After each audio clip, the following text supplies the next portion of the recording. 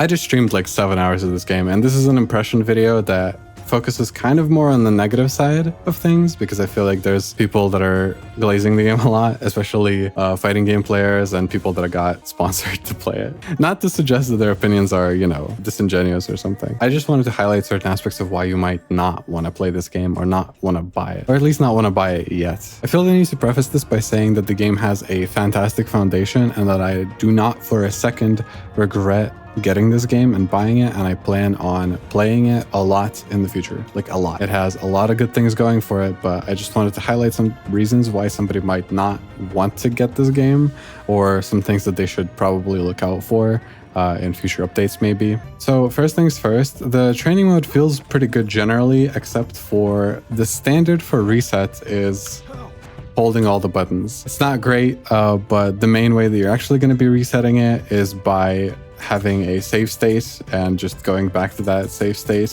right? So saving it, going back to it, saving it, going back to it. That's the faster way to do it. It's kind of annoying. There's a lot of little details like that about the game that are just kind of a little bit janky, more so in the quality of life aspect rather than the gameplay aspect. And I'll try not to speak too much about, you know, the balance of the game. Like, we don't know that until we have a proper blossoming competitive scene for the game. However, one of the things that impedes the ability for a blossoming competitive scene to happen is the lobby system. There's an option to spectate that is coming soon, apparently, but as of right now, lobbies are only 1v1. There is no ability to play with groups of friends or anything of that sort and just spectate each other. People can't even run tournaments really unless they're like screen sharing on Discord or something. It's kind of jank. If you want to play with a friend, you can. You can even invite them via Steam, and it works fantastic. It works perfectly fine, but just the lack of a feature of being able to make a room and actually fill up a lobby with people instead of just queuing up against one other person is pretty disappointing. Thing number two about online play specifically is that matchmaking is only casual. There is no at least visible rank. That might be a positive to you if you don't like that kind of thing and you just want to play casual games and that's it. But personally, I like getting high rank, you know? I am quite sad that it's just not implemented in the game. Because they've said that they are going to address the lobby problem, I am hoping that they will add this later on as well, but we truly don't know. So while the actual Netplay experience feels pretty fantastic, all the games that I've played have been feeling quite smooth and I haven't had any issues in that department. It just lacks certain features that I would expect a game to have on release. Okay, I'll address story mode real quick and then we'll go to other bits of jank that are really, really unfortunate that can hopefully be fixed in the future. Story mode is fine. It's really just okay. It's kind of like, it feels a little bit like a alternate universe fanfiction where the characters are just all interacting in ways that they never would normally. Some of it is kind of in character, some of it is definitely not in character. It feels a little bit like the theater episode in season 3 of Avatar where they just go to that place, and it's a little comedic. Don't take it too seriously. The story mode is just fine. Some of it is written in a way that's kind of boring. Some of it is kind of funny, but you're not gonna get any like, you know, masterpiece writing here. It just serves its function as a story mode. But if you were hoping for something more than that, you're probably not gonna find it here. Sorry. The CPU is pretty good though. The CPU is pretty decent, I would say. You can still mostly just trap it with certain cheap tactics and stuff, but it's fine. It's functional. What isn't functional, however, are some of the combo trials. And this really, really frustrated me personally because some characters are definitely more finished than others. And the game feels a little bit rushed, which, again, there's hope that it will be fleshed out in the future. And it seems like the developers are committed to further building out the game. The updates for this game will continue with both the Season Pass and also a free additional character that they will reveal details for at a later date. So we can hope that they will address these issues. But for now, I just want to say some of the combo trials are just incomplete, especially for Ozai, as I personally noticed it. So this game features a combo breakdown feature, which is really, really good, that lets you go through the combo step by step and, you know, just do the moves one by one, bit by bit, kind of letting you learn the combo at your own pace.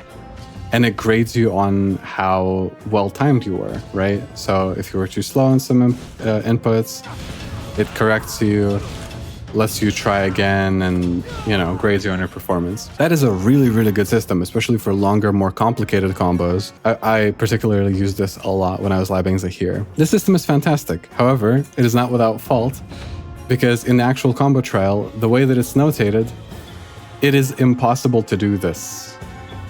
It's just not possible.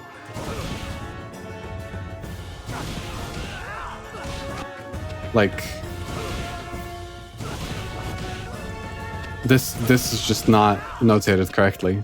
I am doing the correct input, it's not turning out the correct result. And the same is true for this part later down in the combo. It's just notated incorrectly.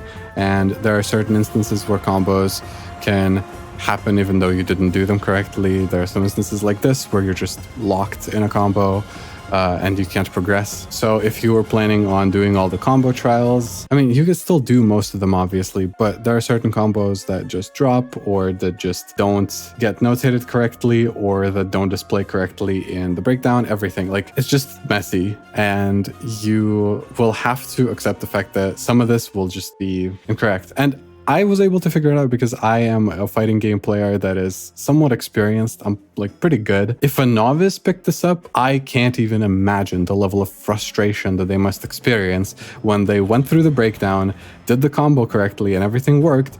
They go to the actual trial and it just doesn't function. It just does not work.